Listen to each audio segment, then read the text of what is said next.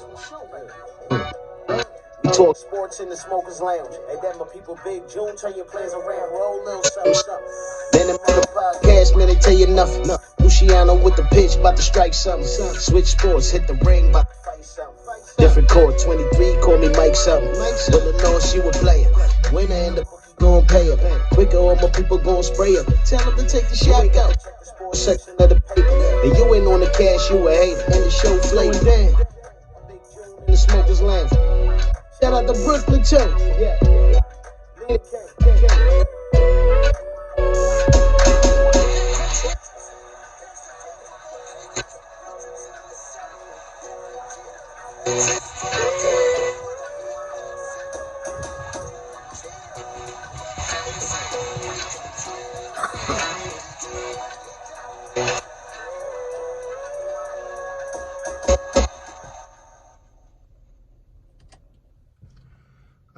Man, welcome, man, to a new episode of the Smokers Lunch Podcast, where sports discussion becomes sports debates and so on, man. It's your boy Big June, man. Just like you, eagerly awaiting, anticipating my team's moves for this upcoming offseason, as far as Major League Baseball goes, right? You know, your boy Big June's a Yankee fan, so, you know, I'm curious to see how Brian Cashman is going to attack this offseason, whether it's through the trades or free agency or both, you know. As a Yankee fan, you know, strive for excellence, man. And every season without a World Series is a failure. You know, like the late, great George Steinbrenner said, man. So it is what it is. And, you know, we're going to get into that. And we're going to get into a little baseball talk in general, man. You know, while we're doing this baseball, shout out to the Atlanta Braves for capturing the World Series and bringing the championship home to the city of Atlanta. Shout out to the Houston Astros for competing in the World Series and representing the American League, even though y'all ain't get it done. But, you know, it is what it is. Shout out to Dusty Baker. Just got a 1-year deal done with the Astros, so you know he's ready to ride it back. And, you know, as a baseball fan, you feel good, you know, knowing that, you know, possibly through free agency or through the trades, your team can improve its roster and compete for a World Series, right? Because you think about right now what's going on is a lot of uncertainty with the collective bargaining agreement set to expire December 1st, excuse me. So, you know, that probably explains why some of these pitches are off the board so rapidly. You know, the Noah Syndergaard signing with the Angels, you know, Eduardo Rodriguez signing with the Tigers, Carlos Quintana signing with the Pirates. You had Berrios re-sign an extension with the Toronto Blue Jays. You know, there's a couple of pitchers still out there in free agency. You know, Justin Verlander re-signing with the Astros for 1 year, $25 million. It's reported that the Yankees offer him some similar to that. But, you know, I guess with the tax, you know, there's no comparisons between the state of Texas and New York. So it is what it is with that one. But if your team is looking to make a splash, is it through the free agency? Because, you know, you still have pitchers like Max Scherzer out there. You got Clayton Kershaw. You got Mr. Twitter Fingers, Marcus Stroman. So there are some good pitchers on the market still available. And as far as the trade market goes, you know, the Rockies said that Marquez and the Reds said that Castillo, respectively, are not on the market right now as far as trade chips. But if they start off the season losing and continue to lose coming up towards the deadline, do they trade off Castillo and Marquez? Or does ownership have a change of heart and look to restart the farm system and trade away both of those pitchers during the offseason? You know, there's a lot of scenarios as far as, you know, certain these teams going to go into play. Now, you know, your boy Big June, you worry about the Yankees and see how Brian Cashman is going to conduct his business, right? I would say this. This ain't the time for him to continue to do the bargain shopping he does, the Dollar General shopping he does when it comes to starting pitching. Like right now, you know, you got to make a push when it's through the trades or free agency. You know, owner Hal Steinbrenner said he's opening up the wallet, opening up the vote. There's no restraints. They're currently under the luxury tax, so a play has to be made. You know, you also heard whispers about Olsen and Chapman out there in Oakland, Reynolds, the center fielder from Pittsburgh. You heard about them looking to replace Aaron Hicks in center field. Now, if you're Brian Cashman, do you trade away Aaron Hicks, knowing that he's one of the few switch hitters and lefties on the roster, in the lineup. You know, because now Anthony Rizzo is a free agent. Brett Gardner declined his option, so he's a free agent. We traded away Tyler Wade to the Angels and designated for assignment Odor. So currently, there's really just Joey Gallo, on the lineup as far as lefty bats come into play. That's a problem. And Matt Olson is tailor-made for Yankee Stadium with that swing, being left-handed, being a powerful left-handed bat as well.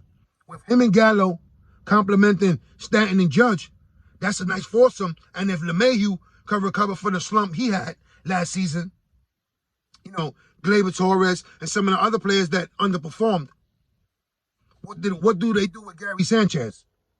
You know, again, some people are ready to write him off. Me, I'm not. I feel that, you know, Gary Sanchez was at his best when he was hitting the ball towards right field. And he was also at his best when Joe Girardi, who was a former catcher himself, was nurturing and teaching him the fundamentals and the nuisance of the game on a daily basis. So, you know, not saying that Aaron Judge hasn't got his message across, but it's obvious that, you know, Sanchez has regressed since Aaron Boone has been the manager. Now, you know, look this way, I look that way. Just, you know, I'm curious to find out where some of these ball players are going to land at. You know, the Carlos Carreras, the Corey Seagers, Cal Seager, his brother's also a free agent with the Mariners declining his option. And, you know, some of these pitchers, like I mentioned before, Kershaw, Scherzer, Stroman, Marquez, Castillo, whether they get traded.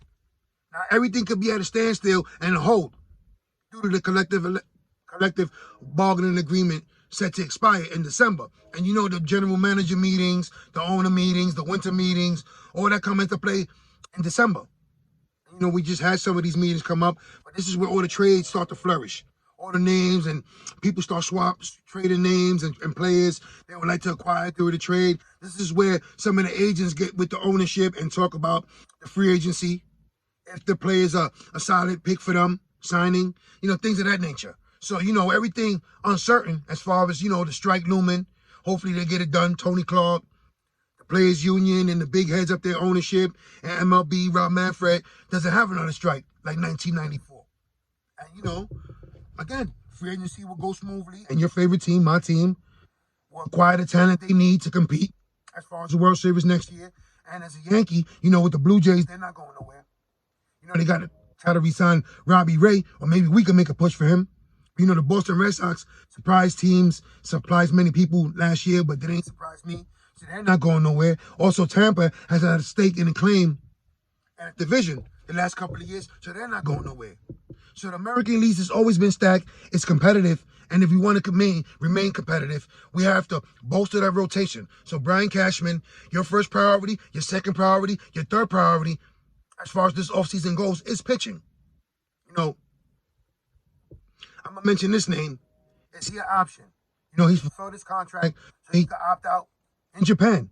Is Tanaka in play as far as reuniting and returning to the New York Yankees? I mean, you know, the moment wasn't too big for him. He thrived in pinstripes. We all saw him perform in the playoffs, so you know what to expect with Tanaka. And to me, you know, I welcome him back, not knowing what Severino, can he fully recover from his injuries and reclaim the second spot. If you add Tanaka into the third, slide in the rotation, now you're looking at Cole, Severino, and Tanaka. You know, that's pretty impressive going into the series if we can make the playoffs once again. But just knowing that Tanaka's a veteran, playoff batter tested, knows what it is, the spotlight, the magnitude of pitching and performing in New York. Why not bring him back into the fold? You know, because some of these free agents that do sign with new teams, their teams will have to forfeit draft picks, right? Due to certain teams offering a qualifying offer to some of these players, right?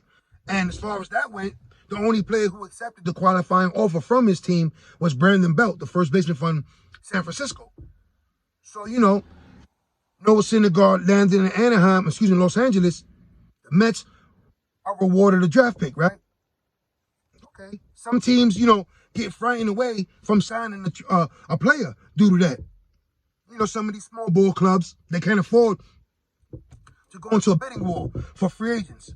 So, they can't, and they're not willingly to surrender that draft pick knowing that, it affects them in the farm system and how they conduct the business. Yeah, I get all that. But as far as, the Yankees are in play, we're always in win now mode. So if you're in win now mode, these players, these prospects, that, there's no certain for them to come into the big leagues and shine and be the next star as far as wearing pinstripes. Nothing is guaranteed in life.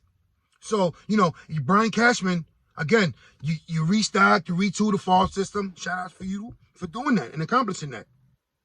But, if Matt Olson is in play and some of these prospects are being mentioned as part of the trade package, you have to go along and make that move. Maybe you can make it a real blockbuster and pry one of the pitchers from Oakland. Maybe Montez or Sean Manaea or Chris Bassett. Make it a juicy, make it worthwhile if you have to relinquish so many prospects, right? Either way. Now, here's a team that, if I was Brian Cashman, I would call up and see what's going on over there. Yes, they're competitive. Yes, they won a division and look to be competitive moving along in the future. But they're a small market team and cannot sustain that roster and hold them together. Some of them players are going to outperform their rookie contracts. And with their arbitration years ahead of them, this team right here, the Milwaukee Brewers, if I'm Brian Cashman, I'm calling up the general manager. I'm trying to see if I could pry away some of that young talent as far as pitching goes. Maybe get the reliever Josh Hader, who's been rumored, floating around for a couple of seasons now as far as the Yankees are concerned. So, there's a lot of teams that, maybe you could pry away talent as far as pitching if you're Brian Cashman and you're ready to pull the plug on some of these prospects as far as, them being the next great Yankee coming up into the farm system, being the next Jeter, being the next Posada, Bernie Williams, Andy Pettit. We're in win now mode. We're always going to be in win now mode. Again, like the late, great Joe Steinbrenner said, any season without a World Series is a failure. So, again, there's a lot of ways for Brian Cashman to attack the offseason. Through the trades, through free agency, there's a lot of ways he can slice and dice this. But the bottom line is, he cannot continue to bargain shop at the Dollar General, at the Dollar Tree for starting pitching. Now, here's another team that has abundance of pitching. And, they've made splashes during the offseason, these last couple of off seasons. But you do not win championships by winning the offseason. And we all know that. So, again, if I'm Brian Cashman, I'm calling up the general manager, who he has a relationship, by the way, of the San Diego Padres, and trying to see what's going on with the surplus of pitching they have at their disposal. From Mike Clevenger coming back from injury, Yu Darvish, Joe Musgrave, Blake Snell, whether he's a free agent or not, and some of the other young pitching they have on the roster. Could Brian Cashman swing a trade with the Padres to acquire pitching? Maybe he might have to accept a contract like Eric Hosmer's in order to get one of those young pitchers. If you're Brian Cashman, do you do that? Do you feel comfortable as a Yankee fan making a move like that? I mean, it's off the radar. No one is really talking about the Padres and the Yankees as far as the trade as scenarios go, right? But you would figure that the Padres would love to get rid of Eric Hosmer, who is playoff tested, championship pedigree with the Royals, right? So, again, it's a lot of scenarios, a lot of different ways Brian Cashman can attack this offseason. And, the owner of the Mets has gave ownership, general manager, the green light to acquire talent, whether it's through signing or trade. Do they make another splash in the offseason like they did last offseason when they acquired Francisco Lindor and Carrasco from the formerly known Cleveland Indians and known Guardians? But, New York is a big market. They're in play. They had a firm grip of the first place in the National League East, for a while until Atlanta overtook them. Are they in play to be considered serious World Series contenders in the National League East? In the National League, period. It's a lot of good competitive teams out there. The Dodgers are always looking to restock up on talent. They have a few of their free agents, such as Chris Taylor, Corey Seager, Clayton, Kershaw, Max Scherzer. Which way do they go? Because, they didn't hit Kershaw with the qualifying offer. So if he does sign with another team, that team doesn't have to forfeit a draft pick. And general manager and ownership has made it been known that they're always going to welcome Curran Kershaw back into the fold due to his status with the organization, right? But what about Corey Seager? Because they did trade for Trey Turner when they acquired Max Scherzer. So if they don't re-sign Corey Seager, who do you see signing them? I mean, some team is going to make a splash. Could it be the Texas Rangers, knowing that you just opened up a new stadium? And, could it be a team out the blue that just swoops in and makes major plays and signs one of these dudes? But what about Freddie Freeman? Because where there's smoke, there's fire. And why hasn't he re-signed in Atlanta? Fresh off a championship, National League MVP the prior season. They have a couple of free agents as well. So every team has decisions to make moving forward, trying to improve the roster, right? I get it. But knowing that, your team has a chance to acquire someone like Freddie Freeman through free agency, or acquire a bat like Matt Olson or Matt Chapman through the trade, you got to feel excited knowing that you're in play to improve the team. And it could be your team hosting the trophy next October, November.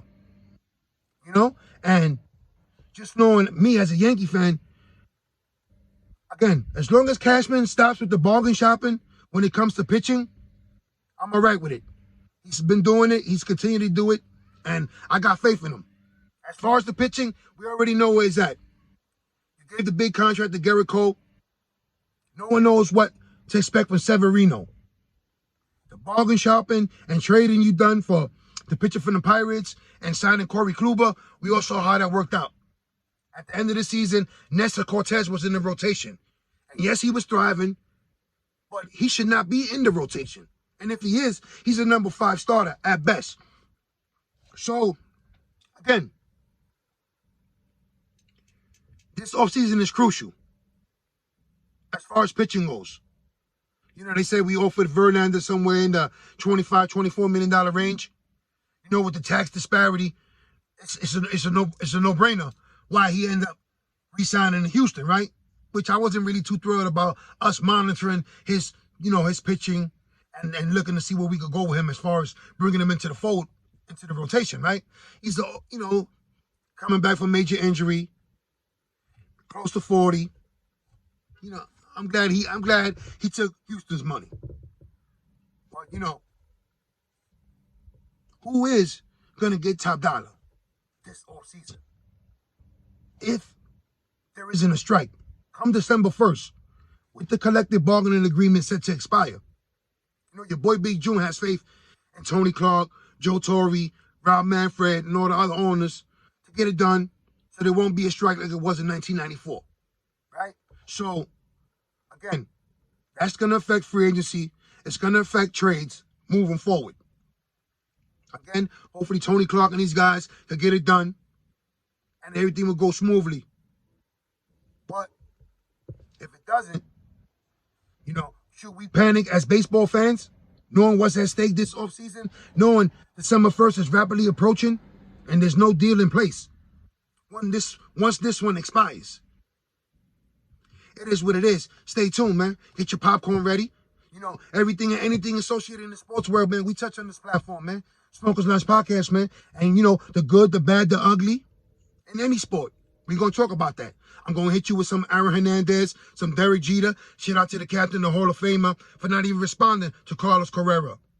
It is what it is. Everyone's entitled to their opinion. And, someone get this to Henry Ruggs, man. Get it together, homie. You're playing with fire. You're about to get burned. Whatever happened with them breathalyzer tests, you need to take those, man. That's mandated by the courts. That's part of your agreement when it came to house arrest and your bail agreement. So, stop playing yourself and, do what you got to do, man. Fight the case the right way. You already got all eyes on you. The spotlight and the bullseye is on you for all the wrong reasons. So do what you got to do. And, as far as everything in the world, everyone's still waiting for the investigation of Phoenix on ownership. Was he a racist? Is he a racist? So stay tuned for that. So a lot of things swirling around in the sports world. Shout out to Kyrie for still holding firm and standing strong. I salute you. We riding with you. It's your boy Big Juice Smokers Lunch Podcast, man. Again, if you're new to the channel, like, subscribe, follow, share. Spread the word. Share, please. All my family and friends in New York, thank you for all the love and support. Stay sharp, stay blessed, stay sharp.